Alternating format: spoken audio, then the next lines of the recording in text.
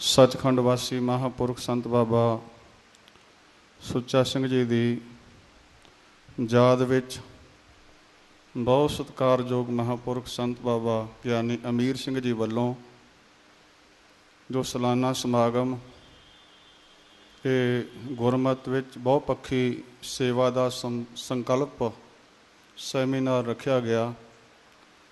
ਦਾਸ ਤੋਂ ਪਹਿਲਾਂ ਹੁਣੇ ਹੀ ਬੀਬੀ ਇੰਦਰਜੀਤ ਕੌਰ ਜੀ ਭਗਤ ਪੂਰਨ ਸਿੰਘ ਜੀ ਦੇ ਜੀਵਨ 'ਤੇ ਬਹੁਤ ਵਿਸਥਾਰ ਨਾਲ ਚਾਨਣਾ ਪਾ ਕੇ ਗਏ ਨੇ ਅਤੇ ਨਾਲ ਨਾਲ ਜੋ ਉਹਨਾਂ ਵੱਲੋਂ ਪਿੰਗਲਵਾੜੇ ਦੇ ਵਿੱਚ ਸੇਵਾਵਾਂ ਕੀਤੀਆਂ ਜਾ ਰਹੀਆਂ ਨੇ ਉਹਨਾਂ ਤੋਂ ਜਾਣੂ ਕਰਾ ਕੇ ਗਏ ਆ। ਗੁਰਸੰਗਤ ਜੀ ਸਤਿਗੁਰੂ ਦੇ ਪਾਵਨ ਬੋਲ ਹਨ, ਗੁਰ ਸੇਵਾ ਤੇ ਭਗਤ ਕਮਾਈ, ਤਾਵੇ ਮਾਨਸ ਦੇਹੀ ਪਾਈ, ਇਸ ਦੇਹੀ ਕੋ ਸਿਮਰਹਿ ਦੇਵ, ਸੋ ਦੇਹੀ ਭਜ ਹਰਿ ਕੀ ਸੇਵ।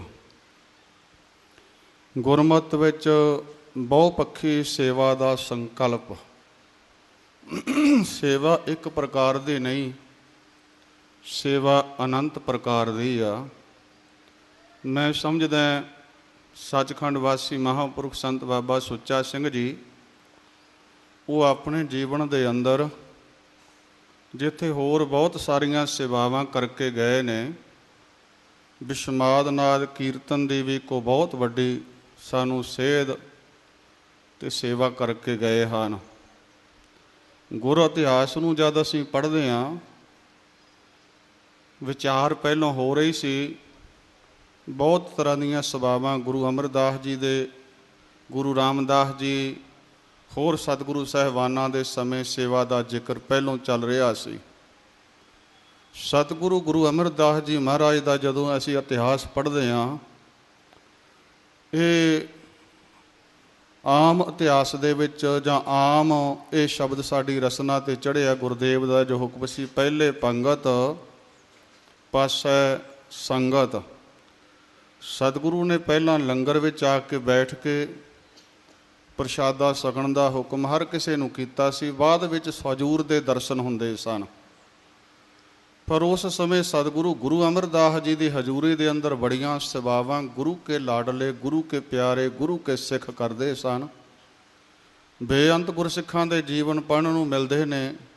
ਕੋਈ ਭਾਂਡੇ ਮਾਂਜਣ ਦੀ ਸੇਵਾ ਕਰਦਾ ਸੀ, ਕੋਈ ਮਤਾਵਾਂ ਪ੍ਰਸ਼ਾਦੇ ਪਕਾ ਰਹੀਆਂ ਸਨ, ਕੋਈ ਜੰਗਲ ਵਿੱਚੋਂ ਲੱਕੜਾਂ ਲਿਆ ਕੇ ਉਹ ਲੋਹ ਦੇ ਵਿੱਚ ਲਾ ਰਹੇ ਸਨ, ਕੋਈ ਜਲ ਢੋ ਰਹੇ ਸਨ। ਬਹੁਤ ਤਰ੍ਹਾਂ ਦੀਆਂ ਸੇਵਾਵਾਂ ਸਨ। ਐਨ ਉਸੇ ਸਮੇਂ ਇੱਕ ਬ੍ਰਾਹਮਣ ਆਇਆ ਗੁਰੂ ਅਮਰਦਾਸ ਜੀ ਦੀ ਹਜ਼ੂਰੀ ਦੇ ਅੰਦਰ। ਗੁਰ ਪ੍ਰਤਾਪ ਸੂਰਜ ਗ੍ਰੰਥ ਦੇ ਕਰਤਾ ਚੂੜਾਮਨ ਕਵੀ ਸੰਤੋਖ ਸਿੰਘ ਜੀ ਨੇ ਲਿਖਿਆ, ਪਾਂਧਾ ਬੋਲਾ ਉਹਦਾ ਨਾਮ। ਇੱਕ ਪਾਂਧਾ ਬੋਲਾ ਜਿਸ ਨਾਮ, ਨਮੋ ਠਾਨ ਆਇਓ ਗੁਰਸਾਮ, ਕਹਿਤ ਪਿਓ ਨਹਿ ਸੇਵਾ ਹੋਏ, ਦਿਜ ਕਰ ਜਾਨ ਕਰਾਏ ਨਾ ਕੋਏ। ਗੁਰੂ ਅਮਰਦਾਸ ਜੀ ਨੂੰ ਉਸਨੇ ਬ੍ਰਾਹਮਣ ਨੇ ਮੱਥਾ ਟੇਕਿਆ। ਹਜ਼ੂਰ ਦੀ ਸ਼ਰਨ ਵਿੱਚ ਆ ਕੇ ਹੱਥ ਜੋੜ ਕੇ ਉਸਨੇ ਬੇਨਤੀ ਕੀਤੀ, ਪਾਤਸ਼ਾਹ ਤੁਹਾਡੀ ਹਜ਼ੂਰੀ ਦੇ ਅੰਦਰ ਤਾਂ ਬੜੀਆਂ ਸੇਵਾਵਾਂ ਕਰਕੇ ਲਾਹਾ ਲੈ ਰਹੇ ਨੇ। ਮੈਂ ਵੇਦ ਸ਼ਾਸਤਰ ਸਿਮਰਤੀਆਂ ਪੜ੍ਹੀਆਂ, ਉਹਦੇ ਮਾਣ ਵਿੱਚ ਹੀ ਮੈਂ ਤਾਂ ਸੇਵਾ ਤੋਂ ਵਾਂਝਾ। ਮੈਥੋਂ ਕੋਈ ਵੀ ਸੇਵਾ ਹੋ ਨਹੀਂ ਆਉਂਦੀ। ਬ੍ਰਾਹਮਣ ਜਾਣ ਕੇ ਮਹਾਰਾਜ ਕੋਈ ਭਾਂਡੇ ਵੀ ਮਾਂਜਣ ਨਹੀਂ ਮੈਨੂੰ ਦਿੰਦਾ ਹੈ। ਤੁਹਾਡੇ ਗੁਰਸਿੱਖ ਵੀ ਕਹਿ ਦਿੰਦੇ ਨੇ ਜੀ ਤੁਸੀਂ ਉੱਚੀ ਜਾਤੀ ਦੇ ਬ੍ਰਾਹਮਣ ਹੋ, ਪੂਜਨੀਕ ਹੋ, ਤੁਸੀਂ ਬੈਠੋ ਪੰਡਤ ਜੀ, ਅਸੀਂ ਤੁਹਾਡੀ ਸੇਵਾ ਕਰਦੇ ਹਾਂ। ਮਹਾਰਾਜ ਦਿਜ ਕਰ ਜਾਨ ਕਰਾਏ ਨਾ ਕੋਈ। ਬ੍ਰਾਹਮਣ ਜਾਣ ਕੇ ਕੋਈ ਸੇਵਾ ਨਹੀਂ ਕਰਨ ਦਿੰਦਾ। ਮੇਰਾ ਜੀਵਨ ਕਿਵੇਂ ਸਫਲਾ ਹੋਊ, ਕਿਵੇਂ ਸਵਰੇਗਾ। ਗੁਰਸੰਗਤ ਜੀ ਸਤਿਗੁਰੂ ਗੁਰੂ ਅਮਰਦਾਸ ਜੀ ਕਹਿਣ ਲੱਗੇ, ਕਰਿਓ ਬਚਨ ਪਠ ਸਤਿਗੁਰ ਬਾਣੀ, ਕੀਜਹ ਕਥਾ ਪ੍ਰੇਮ ਕੋ ਠਾਨੀ, ਸਤ ਸੰਗਤ ਮੈਂ ਕਰੋ ਸੁਨਾਵਨ, ਗੁਰਮਤਿ ਸਿੱਖਣ ਕੋ ਸਖਰਾਵਨ। ਅੱਜ ਅਸਾਂ ਕੀਰਤਨ ਅਤੇ ਕਥਾ ਨੂੰ ਇਉਂ ਮੰਨ ਲਿਆ ਵੀ ਖਵਨੀ ਇੱਕ ਸੇਵਾ ਦਾ ਹਿੱਸਾ ਨਹੀਂ ਹੈ। ਗੁਰਮਤਿ ਦਾ ਪ੍ਰਚਾਰ, ਕਥਾ, ਕੀਰਤਨ ਇਹ ਵੀ ਬਹੁਤ ਵਡਮੁੱਲੀ ਸੇਵਾ ਹੈ।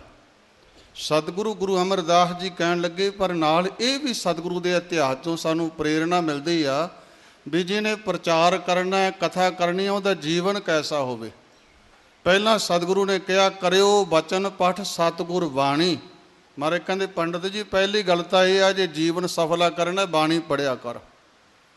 अज सानू बाणी विसरती जा रही है। हजूर दे बोलने जै तन बाणी विसर जाए, ज्यों पक्का रोगी बिल लाए। बहुता बोलन झखन होए, बिन बोले जाने सब सोए।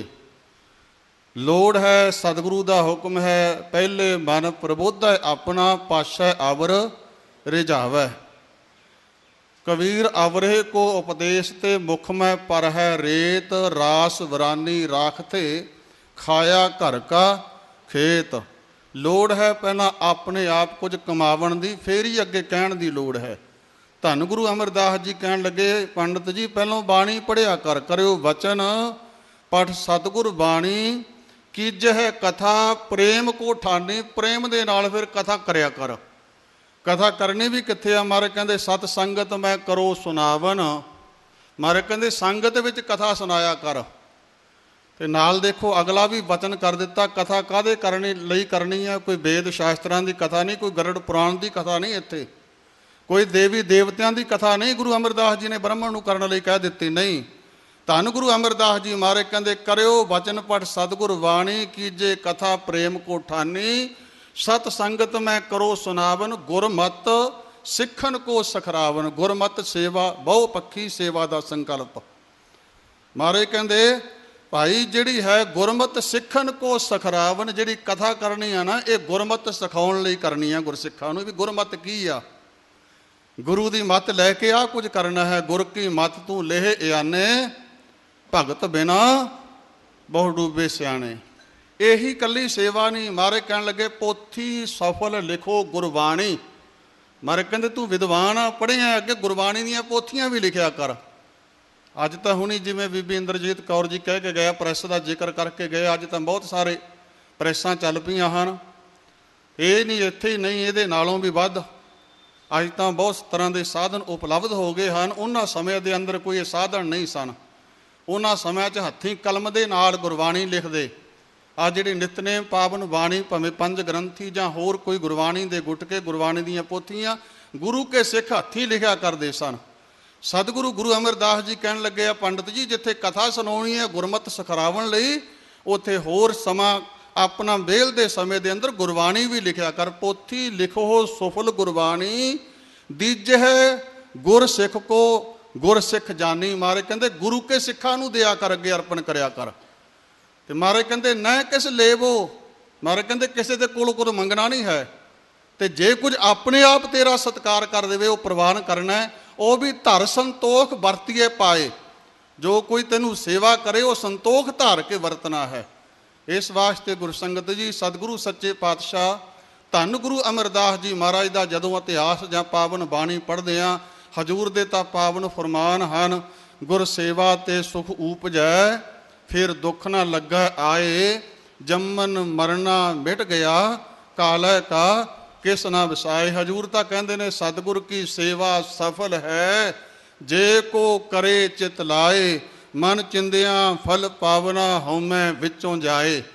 एक नहीं कोई भी सेवा करता है। सतगुरु पंचम पातशाह गुरु अर्जन देव जी महाराज ने तो ये पावन सहस्कृति के अंदर सानू हुक्म किया। महाराज कहते गुरसिखो जिहड़ा सेवा करता उन्होंने लभदा की नहीं, ये दसो।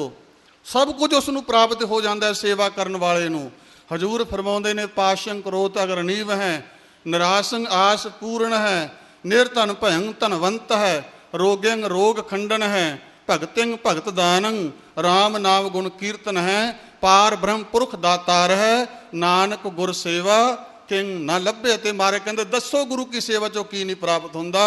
भाव गुरु की सेवा करके दुनिया की सेवा करके विच दुनिया सेव कमाई है तां दरग है बैसन पाई है। भाई गुरदास जी ने तो यह भी कह दिता, बिन सेवा तिरग हथ पैर होर ने फल करनी। सेवा तो बिना ये जीवन निरार्थ है, बेअर्थ है। सेवा ते सिमरन दे नाल ही ये जिहड़ा अमोलक मनुखा जन्म आ सफला होना। मैं समा वध ना लै जावां, आप संगत ने खिमा कर देनी। इन्हां को कुछ कहंदा दास, खिमा दा जाचक। स्टेज दे उत्ते जितनियां सत्कारयोग हस्तियां बैठियां ने सारियां दा ही बहुत बहुत धन्नवाद। धन्नवाद करदा मैं अति सत्कारयोग संत ज्ञानी अमीर सिंह जी, जिन्हां ने आप संगत दे दर्शन करन दा सुभाग बख्शिया। सतगुरु रहमत करने दा सिर ते होर मेरे भरिया हथ रखन। ਇਸੇ ਤਰ੍ਹਾਂ ਗੁਰਮਤਿ ਪ੍ਰਚਾਰ ਅਤੇ ਪ੍ਰਸਾਰ ਦਾ ਇਹਨਾਂ ਨੂੰ ਉਦਮ ਬਖਸ਼ਦੇ ਰਹਿਣ। ਸਤਿਗੁਰੂ ਰਹਿਮਤਾਂ ਕਰਨ, ਭੁੱਲਾਂ ਦੀ ਖਿਮਾ, ਫਤਿਹ ਪ੍ਰਵਾਨ ਕਰੋ। ਵਾਹਿਗੁਰੂ ਜੀ ਕਾ ਖਾਲਸਾ, ਵਾਹਿਗੁਰੂ ਜੀ ਕੀ ਫਤਿਹ।